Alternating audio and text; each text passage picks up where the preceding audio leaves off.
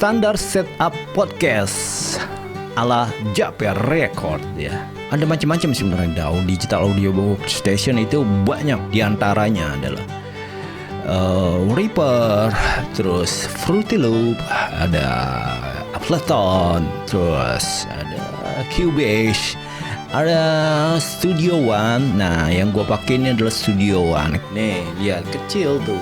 Artinya harus di atas -24. Inilah salah satu kunci di mana suaranya menjadi kencang gitu ya, keras, loudness-nya itu mencapai titik yang sangat maksimal.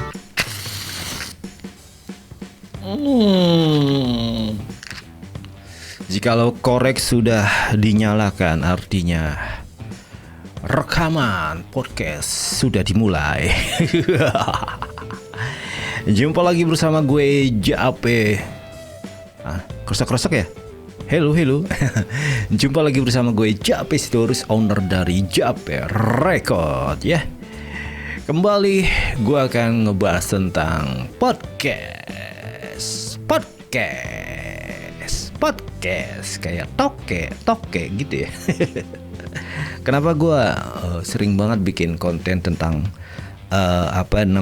podcast? Karena gue ingin membantu teman-teman di luar sana yang masih bingung gimana sih caranya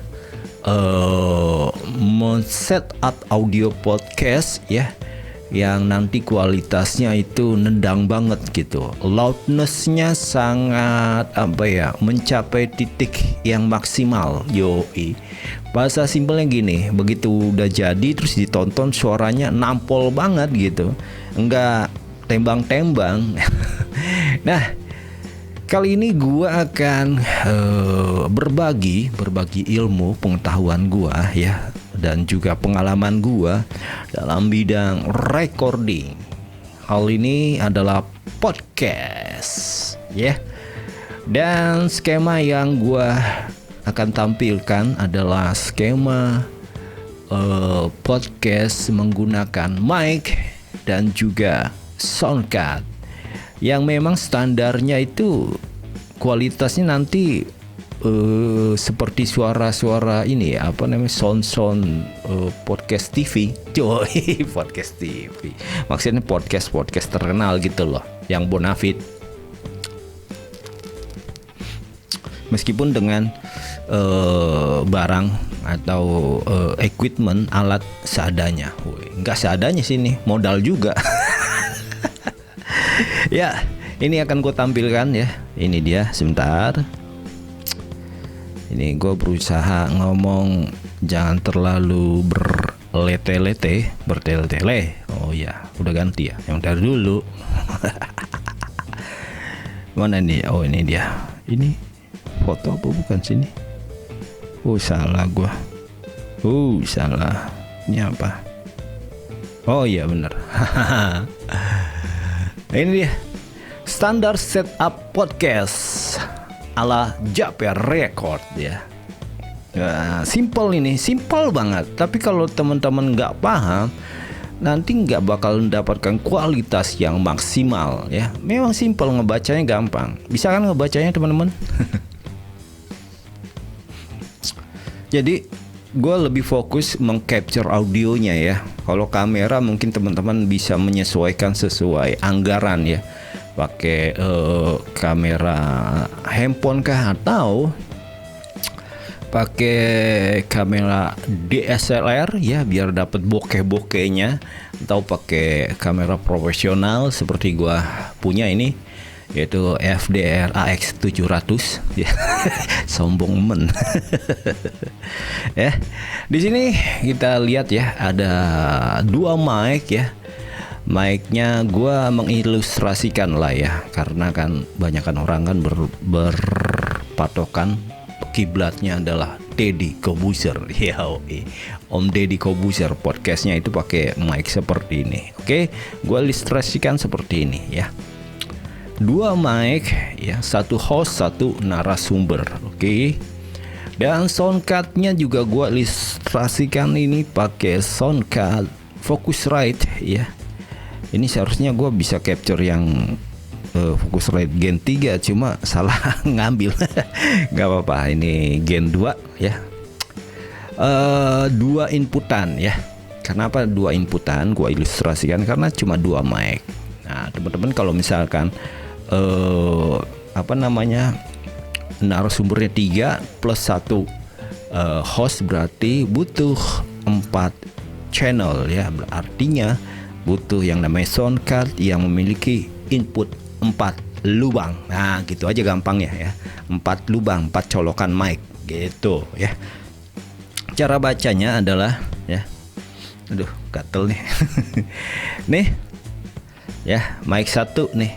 Katakanlah sebelah kiri ya, mic 1 masuk terus kabel ke channel 1. Oke. Berikutnya pun demikian untuk mic 2. Masuk ke channel 2. Oke. Nah, dari sini ini sound card apa sih sebenarnya? Sound card itu adalah device atau sebuah alat yang merubah signal analog menjadi signal digital. Nah, gitu. Merubah suara analog. Nah, suara analog itu kalau kita ngomong ha itu analog, yang keluar dari mulut itu analog. Ha. Lalu di capture, ditangkap ya oleh si sound card, lalu dirubah menjadi digital. Nah, dari sini akan dikirimkan ke laptop. Nah, laptop ini fungsinya apa sih? Fungsinya adalah menangkap sinyal yang dikirimkan oleh si sound card ini, gitu. Dikirimkan kemari. Set. Nah, dari sini lalu disimpan datanya. Karena data itu dikirim dari si sound card, terus disimpan begitu. Nah, teman-teman jangan lupa juga ketika menggunakan laptop ataupun PC, di sini harus menggunakan yang namanya software editing. Dalam hal ini gue lebih fokus di DAW ya, Digital Audio Workstation ya. Jangan yang software audio editing yang biasa. Contoh misalkan kayak Cool Edit, Adobe Audition, terus apa lagi. Nah, itu software edit yang sebenarnya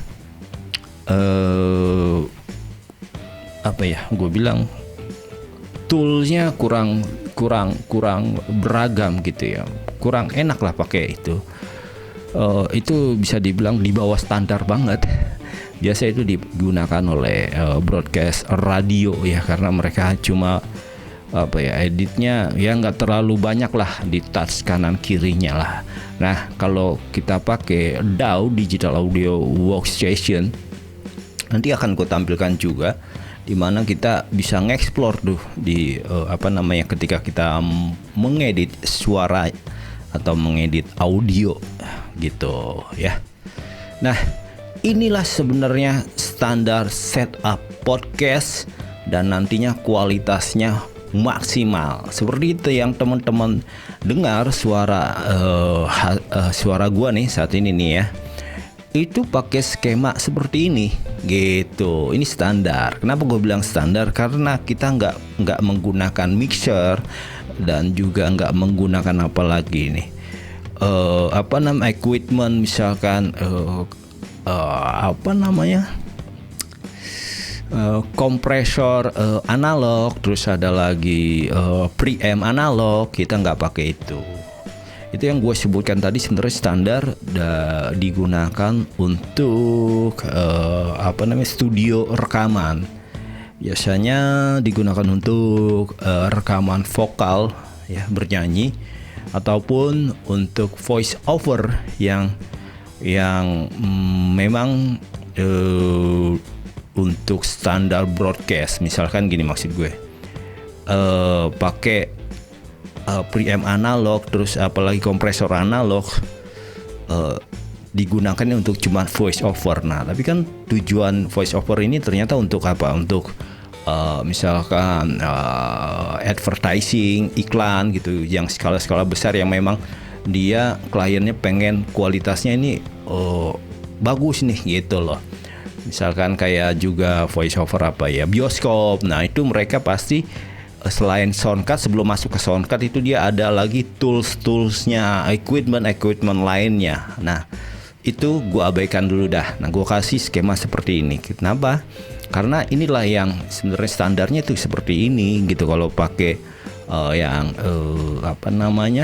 equipment lain yang sebelum masuk soundcard tadi itu butuh biaya yang sangat besar, dan memang itu udah bukan home recording tapi udah skala besar lah, recording besar gitu loh.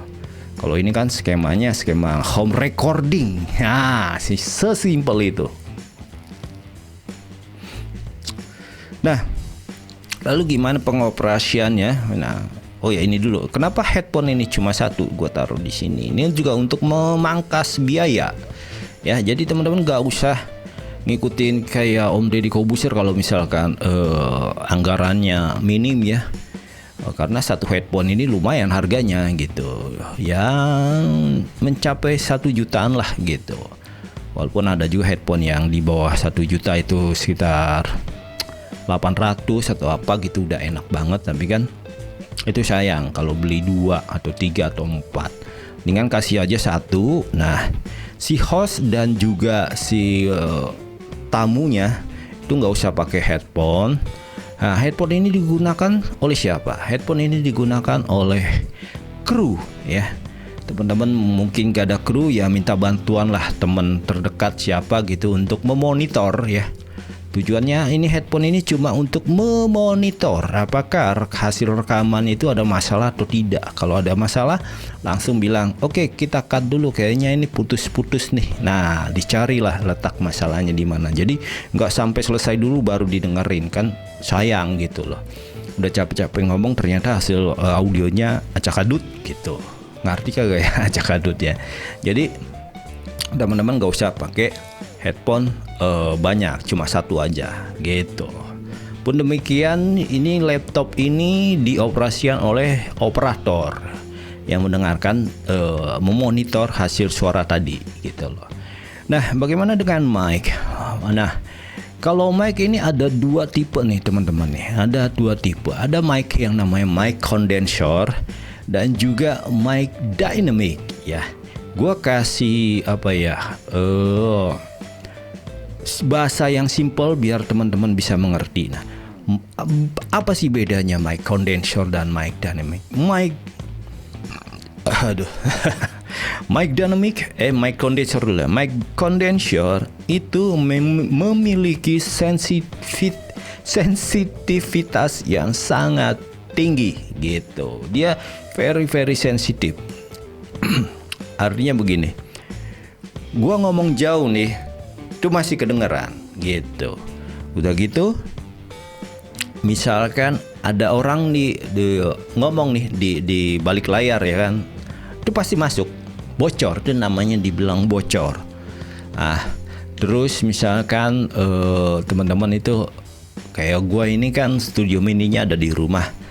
Tiba-tiba di pinggir jalan ini, di depan rumah gue itu ada tukang bakso, tok itu pasti masuk, terjadinya bocor. Nah, tapi kalau itu tadi bukan kekurangan ya, bisa dibilang kekurangan gitu ya. Nah, tapi sensitivitas ini pun ternyata dibutuhkan gitu untuk beberapa teman-teman yang memang sudah mentreatment ruangan studionya itu, bisa dibilang bukannya kedap ya, nggak bisa dibilang kedap juga, karena kondensor ini biasanya digunakan untuk ruang-ruang yang kedap suara gitu ya. Nah, biasanya digunakan oleh teman-teman yang sudah mentreatment ruangan studionya gitu. Misalnya pakai busa-busa peredam ini agak banyak sekelilingnya, sehingga suara-suara luar bisa di-reduce atau ditekan gitu. Jadi tujuannya dia pakai adalah agar suaranya agak tebel gitu loh. Kenapa tebel? Karena dia very sensitive gitu. Jadi ngomong nggak usah harus di dekat mic, jadi agak jauh juga bisa seperti itu. Itulah mic condenser gitu. Nah, bagaimana dengan mic dynamic? Mic dynamic itu memiliki sensitivitas yang berbeda dari mic condenser. Mic dynamic itu sensitivitasnya sangat pendek banget. Nih contoh ya. Nah, ini mic dynamic itu hanya di sekitar sini aja nih. Nih mic dynamic nih. Kalau mic condenser tuh hampir keseluruhan, makanya dibilang itu omnidirectional ya. Kalau nggak salah tolong dikoreksi. Nah, mic dynamic itu cuma di sini. Jadi suara itu ketangkap itu hanya mengarah gini, mic yang mengarah ke congor kita. Nah, begitu. Alhasil dia nggak terlalu sensitif. Nah, kalau misalkan ada kru agak nyeletuk gitu ya, dia nggak terlalu mengganggu gitu. Ada tukang bakso tok tok tok tok tok gitu, itu nggak bakal ngeganggu suara. Jadi dia nggak bocor gitu. Apalagi kalau teman-teman pakai mic dynamic dan ruangannya udah di treatment, mantep lagi. Cuma ada cumanya. Cuma teman-teman ketika pakai mic dynamic itu harus deket dengan mic. Kalau enggak dia suaranya jadi pelan. Jadi begini teman-teman. Nah, ini suara pelan. Sebenarnya ini bisa diatasi dengan cara si krunya itu menaikkan potensio atau volume rekamannya gitu. Contoh ya, gue naikin ya. Nah ini udah gue naikin nih potensionya gitu, tinggal diputar-putar aja. Cuma kekurangannya noise floor-nya akan naik, noise floor ada gitunya akan naik gitu loh. Semua alat instrumen alat perekam itu ada noise floor-nya gitu. Nggak mungkin nggak ada noise, dia pasti ada noise floor, jadi noise yang ada di bawah gitu loh. Kalau kita ngomongin noise floor ini jadi lebar nih sebenarnya. Noise floor itu kalau kita ngomongin bit depth itu ambang bawah sampai ambang atas ya kan. Itu semakin tinggi bit depth-nya berarti noise-nya semakin tidak terdengar. Begitu maksudnya. Kalau semakin rendah bit depth-nya, noise floor-nya semakin terdengar. Dan sering banget kita bilang, ih kok ini alat rekamnya noise, nah gitu, karena bit depth-nya rendah. Nah itulah yang kemarin gue bilang antara soundcard dan clip-on itu dua hal yang berbeda. Karena si soundcard punya resolusi range audio itu yang direkam itu besar sekali, lebar dan besar, sedangkan si clip-on itu nggak ada seperti itu gitu loh. Oke. Nah, panjang lebar, minum dulu ya kali ya.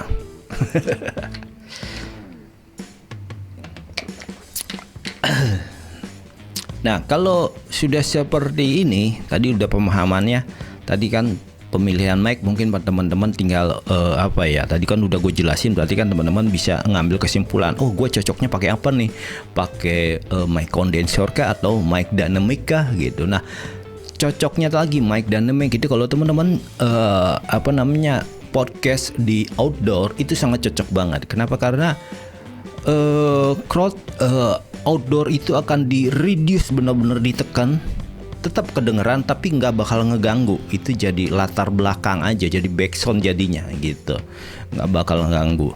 Mic dynamic itu sangat bagus untuk outdoor dan juga untuk teman-teman yang memang ruangannya belum di treatment ya.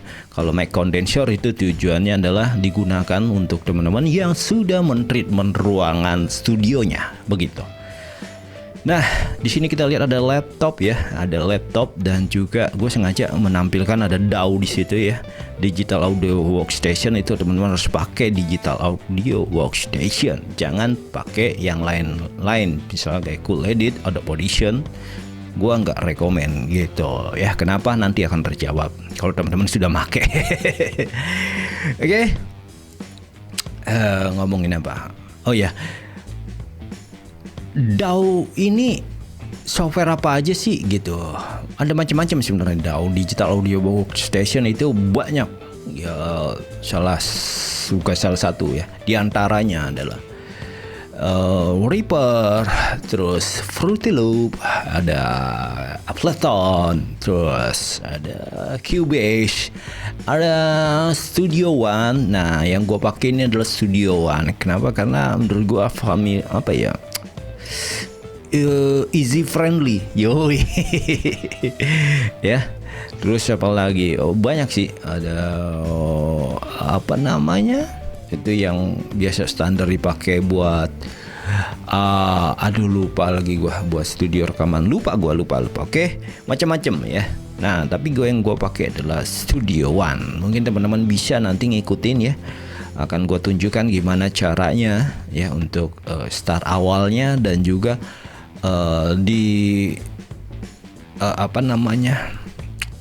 podcast konten ini gue akan ngebahas sampai titik dimana teman-teman akan mendapatkan kualitas podcast ya, suara podcastnya itu loudnessnya benar-benar mencapai titik yang maksimal, artinya suaranya keras gitu lah ya.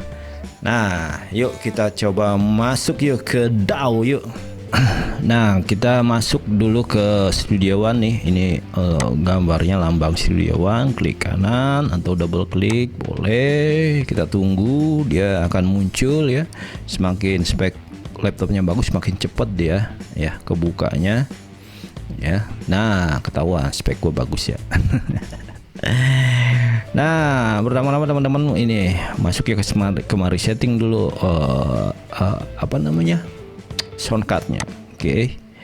Ini pilih di sini audio device-nya mana gitu. Ini karena gua ada Tascam, ini Tascam sedang nggak gua colok, berarti gua pilih Focusrite gitu loh. Ini device block size-nya, sampelnya semakin kecil berarti semakin gak ada latensi atau delay di kuping monitor ya. Tapi kalau semakin besar sampel ke bawah ini semakin terasa delaynya atau latensinya. Tapi kalau semakin kecil di sini berarti si laptopnya akan semakin kerja keras gitu. Semakin banyak juga plugin yang digunakan berarti dia minta sampelnya semakin besar gitu. Device block size sample itu gini. Dia akan ngeblok sampel misalkan 96 sampel baru diproses, dibaca gitu loh. Artinya semakin banyak plugin semakin berat nih dia, karena sampelnya dia kerjanya cepat, dikit langsung dioperasi, dia langsung bekerja si prosesornya. Diambil sampel audionya dikit langsung kerja. Tapi kalau misalnya sampel rate-nya banyak, makanya ini ada 400 sampai 10.000 kalau nggak salah ya. 10.000 atau 1.000 ya. 1024 sampel baru diproses gitu. Artinya si laptopnya juga kerjanya enteng tapi terdengar agak latensi. Biasanya itu digunakan saat proses editing, tidak pada saat dia take vokal gitu ya. Oke, kita langsung aja. Oke, spread new song.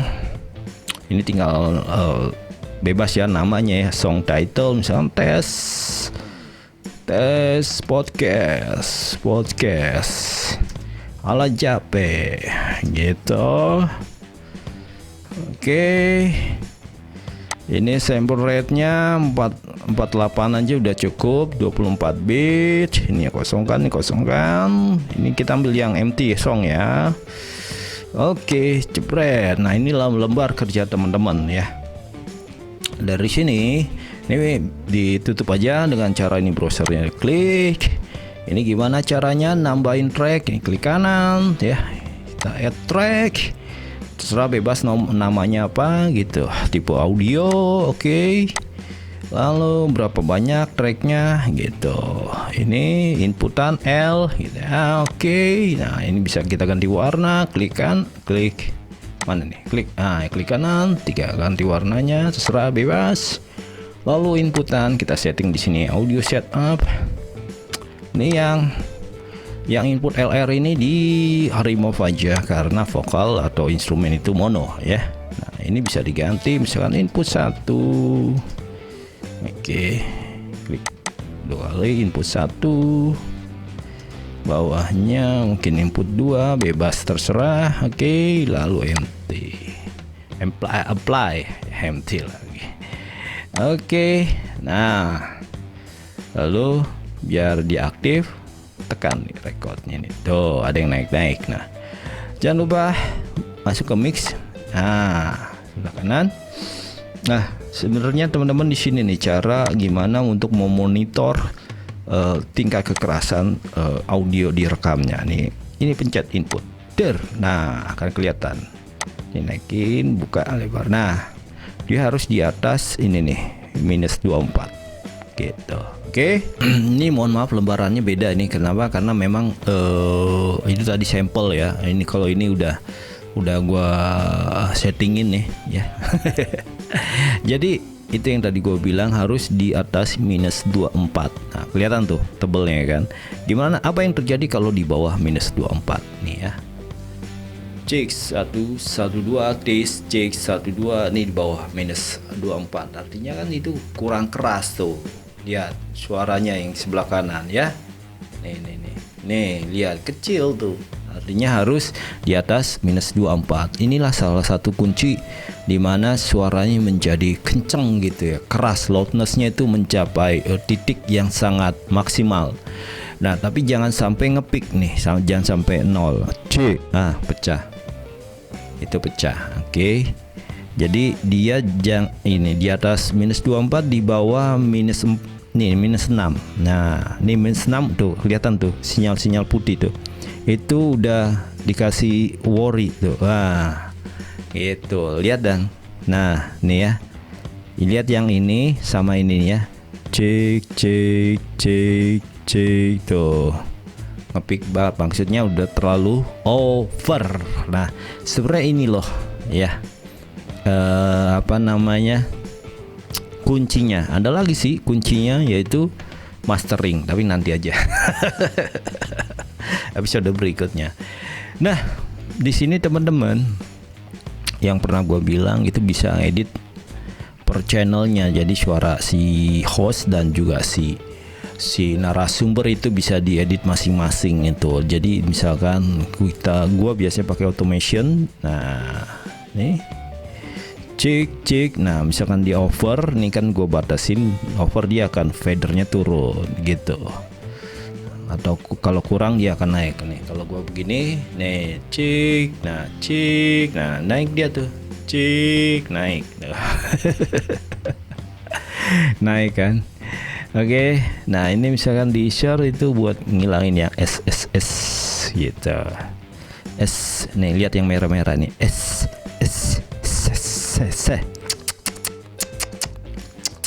Ngepick lagi. Sorry ngepick. Oh, tajam sekali. Oh, dia high ya. Itu high, jadinya dia ngepick. Bentar, gue turunin dulu. Di reduce kan warna merah tuh gitu. Ini sinyalnya naikin lagi. Oke.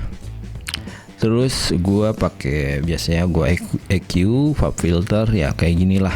Ini tergantung karakternya mau kayak gimana gitu ya. Habis itu gua kompres dia, jadi misalkan gua batasi dia nggak boleh lebih dari -2 ya, langsung dikompres, dibagi gitu ya. Ini kalau teman-teman pengen tahu soal kompresor, banyak kok channel-channel yang ngebahas tentang gimana cara pakai kompresor gitu. Di sini sengaja nggak gue bahas karena akan panjang banget ya. Lalu finally di sini, nah di sini ada lagi ya. Nah, ini next aja ya. Ya, demikianlah konten podcast kali ini ya. Nanti akan ada episode selanjutnya. Oke, capek terus. Pamit undur diri dulu. Dadah, bye bye.